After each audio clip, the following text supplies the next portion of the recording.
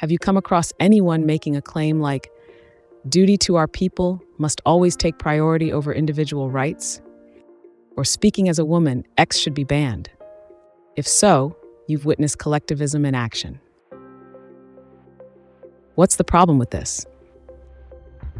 Let's explore collectivism and its relationship to individualism to find out more. As we saw in our last video, individualism is the idea that only individual people can have goals, and that a group of people, as such, can't have goals. Go and check that video out if you haven't seen it already, then come back to this one. Collectivism, on the other hand, in the sense that we mean it here, is where someone claims that a group, as such, has particular goals, and that it's the duty of members of that group to prioritize that group's supposed goals above their own. Often, the people making these collectivist claims also claim to represent that group. The aim of people who behave in this way is usually to get power for themselves. If they can get lots of people to disregard what's good for them and do what they're told, they'll have succeeded in getting power at those other people's expense. The reason that this trick can work sometimes is that if you don't think about it too hard, it looks a lot like what you'd need to do if you were working as part of a team towards a common goal, including the need sometimes to make compromises. But it's not the same.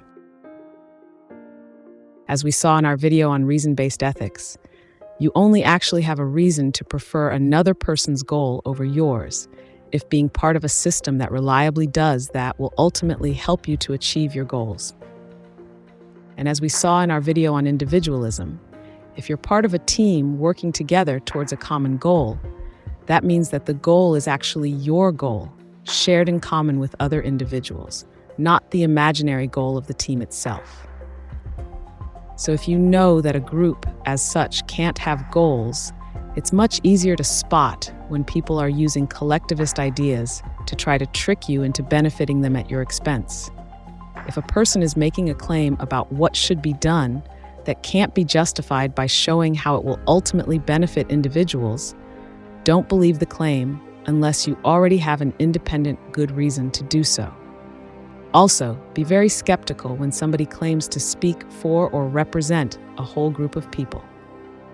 Anybody who says something like, speaking as a woman, I think X should be banned, for example, is probably doing this.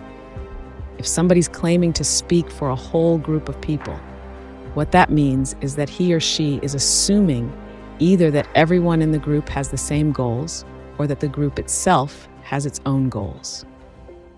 Normally, when people claim to speak for other people like this, it's a subtle way of trying to get power for themselves at the expense of others. Usually pretending that everyone in a large group has the same goals as the person making the claim is just a way of overriding the interests of people with conflicting goals by pretending that those conflicting goals don't exist or don't matter. But if a person were to claim, for example, that literally everyone in a country has the same goals, it'd be very easy to prove that wrong. You just need to find one person with different goals.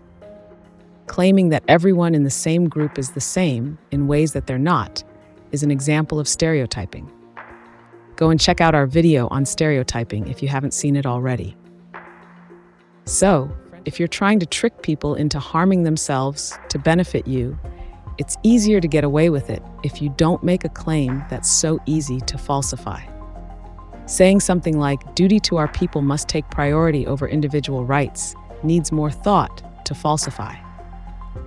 You actually have to understand that you can't have a duty to a group as distinct from the members of that group, because the group as such can't have goals, and that's not always obvious to everyone. So that's why understanding what individualism and collectivism are is important. But it's also important to understand that the word collectivism isn't always used in this way. Sometimes it's used to mean something more benign, such as a tradition of close cooperation within families.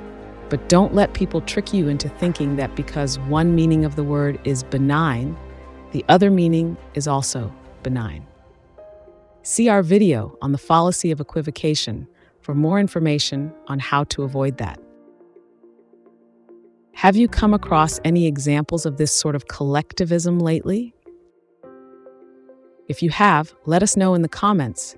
Click the like button, share to let other people know about collectivism, and don't forget to subscribe for more videos like this one.